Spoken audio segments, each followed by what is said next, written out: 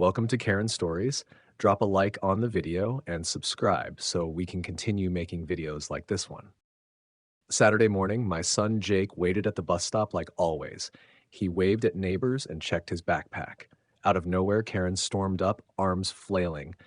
"Why are you wearing those shoes? That's not approved by HOA dress code," she hissed at Jake. He froze, eyes wide. Karen grabbed his arm. "You go home right now or face a complaint." Jake yanked free and ran back to me. I came out from behind my house, still in pajamas, coffee mug in hand.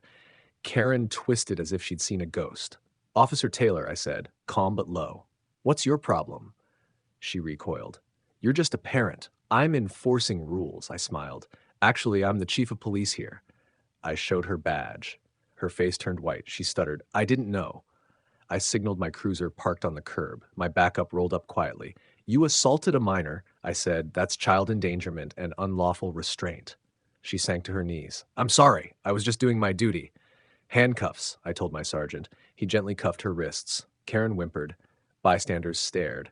A few kids gasped. I led her to the cruiser. "You have the right to remain silent." Neighbors watched as Karen's clipboard thudded on the sidewalk. Mrs. Patel walked over, picked it up, and tossed it in the trash. That woman's gone too far.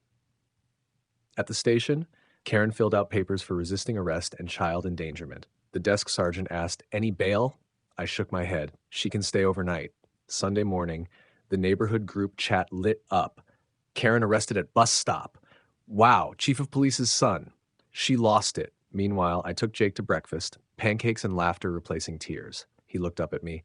"Dad, thanks," I nodded. "Always protect you first." By Monday, HOA had scrubbed all references to dress code and bus stop rules. They posted a notice, "Respect for children and parents mandatory, no enforcement at school zones." Karen's name never appeared. Her house sat dark, no more clipboard patrols. And Jake, he caught the bus with a smile. His shoes, his rules, his freedom. Karen sat in the holding cell all night, her heels clicking on the concrete floor. By dawn, word spread, HOA Prez arrested for grabbing a kid. Neighbors gawked. The county prosecutor dropped by my office at noon. "Chief, charges are ready.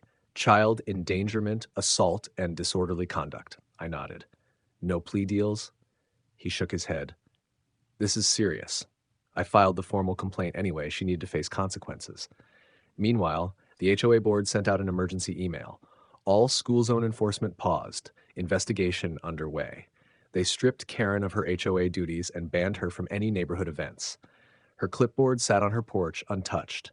That afternoon, Karen's lawyer called me. "Can we settle? She'll apologize publicly." I laughed. "Not enough. She endangered my child." He grumbled, but said Karen would attend a hearing next week. At the bus stop on Monday, Jake stood in his bright sneakers, backpack ready. I parked my cruiser 2 houses down, badge visible in the window. Karen shuffled up in her Sunday best, avoided Jake's eye, and mumbled, "Sorry." I stepped forward. "You know why you're here?"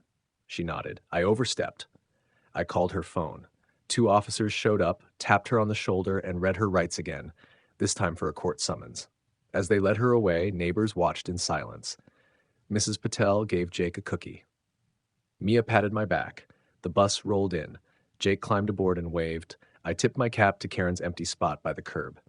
Back at home, I drafted a letter to the HOA. Include child safety training for all board members and clear no contact rules. They replied within hours. A new policy went live. No enforcement by private individuals at any school zone.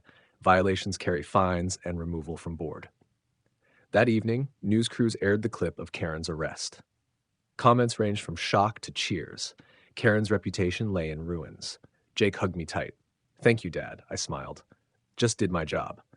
Our street felt safer. The only question left, will Karen fight back in court? HOA, Karen faces court, learns consequences, parents rally for change. Monday morning, I woke to a summons for our court date. The paper ordered us to appear at 9 a.m. for Karen's case and my counterclaim. I dressed in my plain clothes, no badge, just a calm face. Jake hugged me tight. "Be careful, Dad." I nodded. He climbed his bus and waved before it pulled away. At 9 a.m., I stood in the county courtroom. Karen sat at the opposite table, hair pulled tight, eyes red. Her lawyer shuffled papers. My attorney, Marcus, sat beside me with a folder of evidence. Photos, police report, and witness statements from neighbors and the bus driver. The judge, a stern woman with kind eyes, called the case. First, Karen spoke. She blamed me for embarrassing her, but her voice shook. She claimed I only wanted order at the bus stop. The judge frowned and asked her to cite the rule that allowed a private HOA president to confront a child. Karen stuttered and had no answer. Next, Marcus rose. He told the judge how Karen grabbed Jake, spoke harshly, and endangered him. He handed over the police report and my own statement. He called the bus driver, Mr. Collins, to testify. Mr. Collins described how Karen stepped into the street, blocking cars, screaming at a child. I feared for Jake's safety, he said. The judge asked Karen if she had training in child safety or authority at school zones. She shook her head. The judge turned to me. Chief Taylor, did the county have any record of danger at that stop? I handed in my report. None. It's a safe zone. No accidents in years. Karen's lawyer tried to argue that HOA rules allowed maintaining order, but the judge cut him off. No authority extends to harassing a minor. She then asked Marcus for damages. Marcus requested $2,500 for emotional distress and legal fees. Karen began to tremble. The judge ruled, Miss Franklin, you are guilty of child endangerment and unlawful restraint. I fine you $1,000 plus $1,500 in damages to Mr. Taylor. You must attend 20 hours of child safety and anger management training. Any repeat violation brings jail time. Karen gasped. Her clipboard clattered on her table. Neighbors in the gallery let out a soft cheer. I gave Jake's seat a quick thanks with a nod. Karen buried her face in her hands. The judge added, You are suspended from any HOA role for 1 year. You may not approach any school stop or child during that time. After court, reporters swarmed. I answered a few questions for the local paper. We protect kids first. No one is above the law. Karen left in her lawyer's car, silent and defeated. Back at home, the HOA board posted the judge's order on their website. They updated bylaws to ban any member from interacting with minors under HOA authority. They also added mandatory training for all board members on child safety and community decorum. That evening, I walked Jake to the same bus stop. It felt normal again. Karen stayed indoors. No clipboard, no shouting, just the sound of tires and children's laughter. At dinner, Jake said, Thanks for standing up, Dad. I smiled, proud and tired. Always. The street felt safer. Parents waved at each other, kids ran with backpacks, and our bus stop stayed peaceful. Karen's actions backfired in the highest court. She learned rules protect the weak, not punish them. The week after Karen's court defeat, Maple Drive felt lighter. No more whispers of the clipboard tyrant. Kids waited for the bus in peace. Parents chatted without fear of an HOA ambush. Monday morning, I drove Jake to school. He hopped off the bus, waved, and ran inside. I parked my cruiser 2 houses down and stepped onto the curb. Mrs. Patel and Mia were already there, smiling. Even Mr. Lee gave a thumbs up from his porch. The old bus stop bench stood unclaimed, but the air held relief. At the HOA's monthly meeting that evening, the board president addressed every member. Thanks to Chief Taylor's involvement, our new child safety and parking policies are in effect. No private citizen may confront a minor at a school zone. Violations carry immediate suspension or removal from the board. Applause rippled through the room. Karen's empty chair sat at the far end, her nameplate removed. Word spread to the local news. HOA overreach lands president in court. Neighborhood reforms win praise. My face appeared on screen as I spoke. We just want our children safe. That's all. My phone lit up with texts from friends praising the outcome. Meanwhile, Karen's future looked grim. She had to complete her 20 hours of child safety and anger management classes. The court ordered her to pay fines and damages. Without HOA duties, she lost her influence, and her clients flagged her record. Rumor was she moved away, renting a small condo where no one knew her name. That weekend, I hosted a block party at the old bus stop. We set up folding tables with pizza, snacks, and lemonade.